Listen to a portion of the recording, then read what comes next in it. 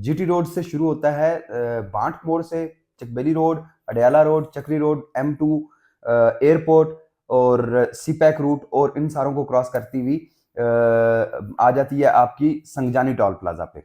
तो ये आपका फेज 1 कहलाएगा।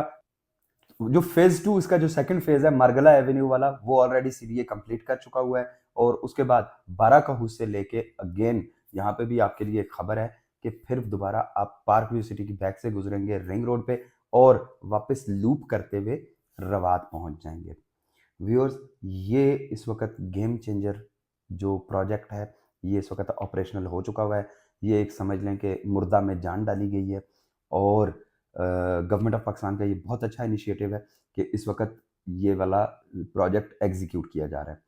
इससे रावलपिंडी सिटी के काफ़ी सारे मसाइल भी हल हो जाएंगे। इसके अलावा रावलपिंडी सिटी की एक्सपेंशन हो जाएगी और एक प्रॉपर